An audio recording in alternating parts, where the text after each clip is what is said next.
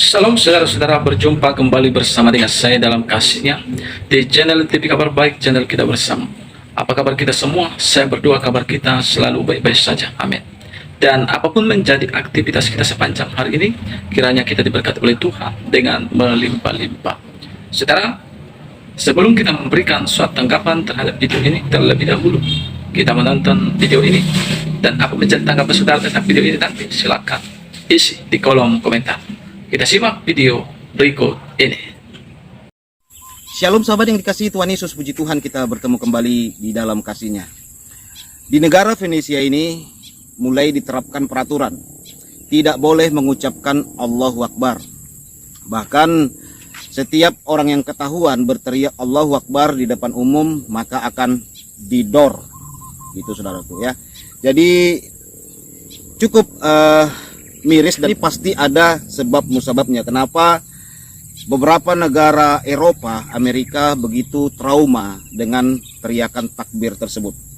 Saya baca di Okezon, wali kota Venesia lari sambil teriak Allahu Akbar didor dalam 3 langkah. Wali kota Venesia atau Vinice, Itali, Luigi Brugrano mengancam akan menembak setiap orang yang lari sambil berteriak Allahu Akbar di tempat umum. Dia mengatakan orang yang berteriak tersebut akan ditembak dalam 3 langkah. Ancaman itu disampaikan dalam sebuah konferensi wali kota di kota Rimini, kawasan pantai Adriatik. Jika seseorang berteriak Allahu Akbar saat berlari melintasi Max Square, kami akan menembaknya. Setahun yang lalu saya mengatakan didor setelah 4 langkah. Sekarang saya katakan setelah 3 langkah, kata Brugnaro yang dilansir Corriere della Sera. Ancaman itu muncul setelah marak aksi terorisme di Eropa. Ancaman itu muncul setelah marak aksi terorisme di Eropa yang mengatasnamakan agama, di mana pelaku serangan kerap meneriakkan takbir atau Allahu Akbar saat beraksi. Kami menangkap 4 teroris di Venesia yang ingin meledakkan jembatan Rialto, tapi kami akan mengirim mereka langsung ke Tuhan tanpa harus melakukan tindak jahat sebelumnya, ujar Brugnaro mengacu pada rencana serangan teror yang digagalkan pada bulan Maret tahun ini. Tidak seperti di Barcelona di mana mereka tidak memiliki perlindungan, kami penjaga kami tetap siaga tinggi. Kami tidak menantang siapapun. Kami mengirim pesan dukungan kepada pasukan polisi, harus tahu bahwa kami ada di pihak mereka, katanya.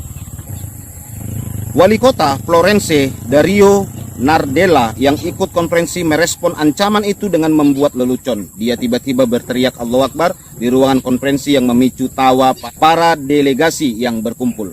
Lelucon itu terekam kamera dan menyebar di media Italia. Nardella dikritik keras, terlebih lelucon itu terjadi setelah serangan teror di Barcelona, Spanyol, menewaskan beberapa orang. Wow, meninggoy beberapa orang sahabat. Nardella akhirnya meminta maaf.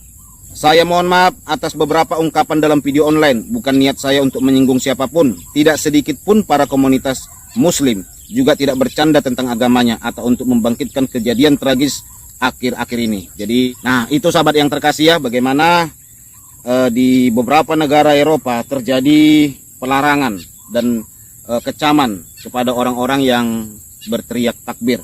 Apa tanggapan dari Menteri Pertahanan Malaysia mengenai teriakan Allahu Akbar ini di depan umum, sahabat? Ini saya ambil dari NU Online ya. Menteri Pertahanan Malaysia Muhammad Sabu mengatakan bahwa umat Islam saat ini sangat tertinggal.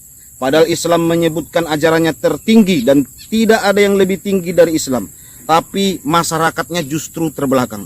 Berbicara pada diskusi panel Harapan Baru Dunia Islam meneguhkan hubungan Indonesia-Malaysia di gedung PBNU Jakarta Sabtu, Sabu mengatakan hal ini terjadi karena umat Islam tidak melaksanakan ajarannya seperti menjaga kebersihan, menjaga amanah dan persatuan. Di dalam ajaran Islam mengatakan bahwa umat Islam adalah satu dan bersaudara. Tetapi pada kenyataannya oknum-oknum dari kelompok Islam tertentu malah saling berperang. Mereka meneriakkan Allahu Akbar, lalu bom, meledak. Begitu teriak Allahu Akbar langsung ada ledakan gitu ya saudaraku, menurut Menteri Pertahanan Malaysia ini. Lalu ditembakkan. Nah, terdengar suara tembakan. Katanya kalimat suci itu digunakan untuk berperang melawan umat Islam sendiri. Akibatnya negara-negara Islam tidak bisa membangun peradaban sendiri. Bayangkan di Afghanistan, rakyatnya buta huruf. Di Libya, Irak, rakyatnya peminta-minta sedekah. Yaman yang ngebom orang Islam sendiri. Di Somalia, lembu pun tidak bisa hidup. Negara termiskin penduduknya orang Islam katanya. Ini bukan kata saya sahabat ya, tetapi kata Menteri Pertahanan Malaysia. Penduduknya katanya miskin kalau Islam. Salahkah aku menganut agama Islam? Sambungnya. Sekali lagi, menurut pemimpin Partai Amanah Negara ini, umat Islam di negara yang aman saja menyebutnya pemerintahnya kafir. Hal itu pun terjadi di Malaysia. Ya, ternyata bukan hanya di Indonesia sahabat ya, di Malaysia juga terjadi mengkafir-kafirkan pemerintah. Miris sahabat ya, padahal pemerintah sendiri adalah Muslim. Seperti di Indonesia, presiden kita kan Islam saudaraku. Tapi tidak sedikit yang mengatakan bahwa presiden itu kafir gitu ya. Kita tahu bahwa Pak Presiden Jokowi tidak pernah beribadah ke gereja kecuali menghadiri acara-acara penting seperti Natal atau yang lain-lainnya ya. Tetapi untuk menjadi jemaat gereja Pak Jokowi tidak, dia adalah Islam. Tetapi kenapa sering dikafirkan, sering dianggap orang Kristen? Ini kan tuduhan yang sangat bodoh sahabat ya, tetapi itulah yang terjadi.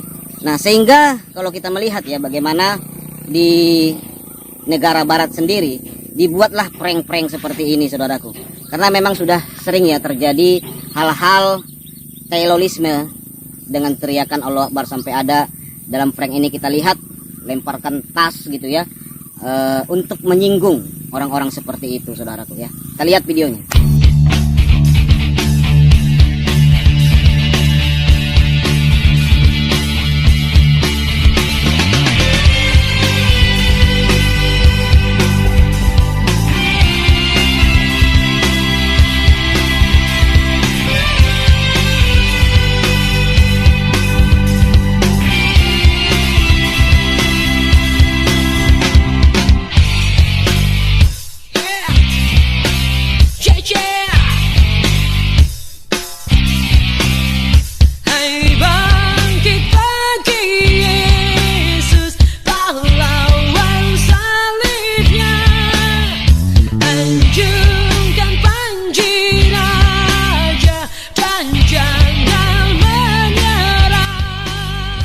Ya sahabat yang terkasih, kalau kita berpikiran dingin ya, melihat video prank seperti ini, tentu saja kita berbenah ya, supaya agama kita semakin baik. Tetapi kalau melihat video ini dengan panas hati, pasti kita menuduh ini adalah penistaan agama. Tetapi itulah terjadi saudaraku di sana, bagaimana ada oknum-oknum yang melakukan perbuatan kekerasan dengan menggunakan agama. Sebenarnya capek juga saudaraku ya, capek juga orang-orang Islam yang baik, karena banyak juga Islam ini baik saudara. Ya sebenarnya mereka lelah juga ya, untuk terus menunjukkan kepada dunia, kepada orang-orang non-muslim bahwa Islam itu rahmatan lil alamin. Tetapi sulit rasanya untuk menghentikan oknum-oknum pelaku-pelaku intoleran ini sahabat.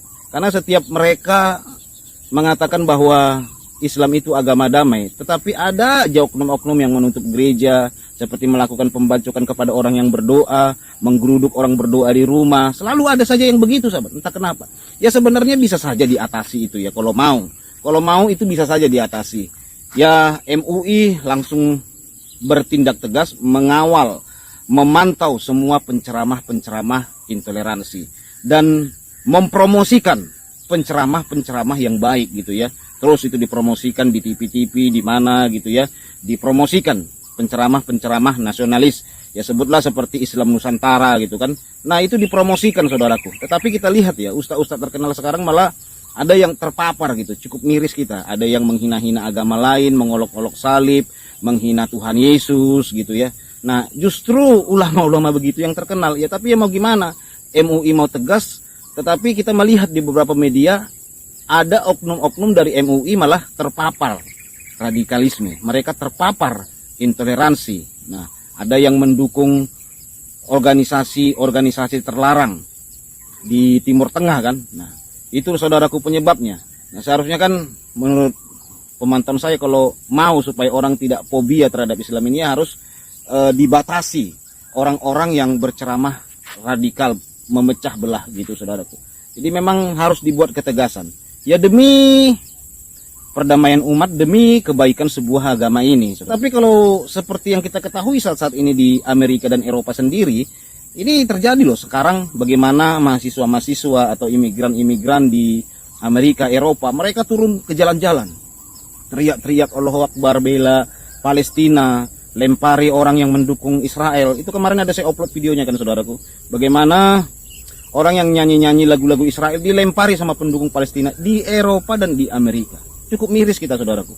Mereka teriak Allahu Akbar sambil melempari orang. Nah ini tentu saja kita tidak bisa menghalangi mereka untuk fobia terhadap agama ini. Karena mereka diganggu kan. Namanya orang diganggu tentu saja fobia. Ya sama kayak kita manusia. Kalau kita pernah digigit ular saudaraku, pasti kita fobia lihat ular saudara. Pasti kita fobia lihat ular. Nah, kayak saya pernah digigit lipan ya. Setiap saya lihat lipan itu saya fobia saudaraku, karena saya pernah diganggu, pernah digigit, dan itu menurut saya manusiawi ya, dan tidak bisa kita larang orang untuk fobia karena mereka pernah diganggu ya. Kayak orang Kristen lah pernah diganggu saat ibadah, saat berdoa.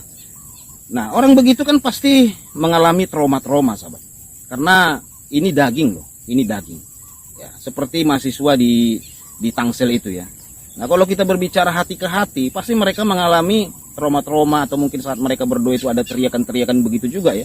Pasti ada rasa trauma, karena saya banyak menjumpai orang Kristen ya yang mengalami fobia terhadap agama ini, karena mereka pernah diganggu karena berjualan saat bulan Ramadan gitu ya. Mereka diusik, diganggu, digeruduk, ada yang mengalami ancaman-ancaman ya, sebutlah seperti saat berdoa, saat ibadah, saat merayakan Natal. Ya itulah saudaraku. Makanya kalau kita ingin Indonesia ini maju seperti dulu kala saudaraku, ya harus berbenah, harus tegas. Kita mau Bapak Prabowo ke depannya nanti supaya tegas langsung menghambat intoleransi. Kalau ada orang bubaring ibadah, orang berdoa, langsung ditangkap di tempat. Supaya apa? Supaya tidak ada lagi orang yang ketakutan melihat kepercayaan ini saudaraku, ketakutan melihat teriakan-teriakan Allahu Akbar ini. Nah demikianlah saudaraku yang bisa saya sampaikan. Tuhan Yesus memberkati kita semua. Shalom. Nah, saudara-saudara, itulah dia cuplikan. Baru saja kita mendengar cuplikan tadi. Ternyata saudara, berita tentang ini bukan hanya kita dengar terjadi di Indonesia, tetapi juga terjadi di beberapa negara yang sudah kita lihat tadi, bahkan lebih mengerikan daripada yang terjadi di Indonesia. Bapak Ibu, itu sebabnya saudara yang diberkati oleh Tuhan, marilah kita menjadi orang-orang yang bijak, sehingga kita tahu mana yang benar, mana yang berkenan kepada Allah, manakah kehendak Allah. Bapak Ibu saudara yang diberkati oleh Tuhan, saya pernah mendengar dan membaca firman Tuhan, apa yang dikatakan oleh Tuhan Yesus. Tuhan Yesus mengatakan dengan jelas, bagaimana mungkin Allah adalah Bapamu kalau pekerjaan yang engkau lakukan adalah berusaha membunuh aku. Karena pembunuh dari semula bukanlah Tuhan, tapi adalah iblis. Iblislah pembunuh itu sendiri, dan dialah bapa segala dusta. Bapak Ibu yang berkati oleh Tuhan, itu sebabnya marilah kita datang kepada Bapa yang baik, yaitu Yesus Kristus Tuhan kita. Dia adalah Allah yang hidup, yang telah menjadi manusia untuk menebus dosa umat manusia, dan dia adalah jalan satu-satunya ke surga. Dialah keselamatan itu sendiri, dan dialah hidup yang kekal itu sendiri, dan dialah jalan yang lurus itu sendiri. Bapak Ibu, kalau kita mau menjadi orang yang lebih baik lagi, saudara datang kepada Yesus Kristus. Tuhan memberkati kita semua. Shalom.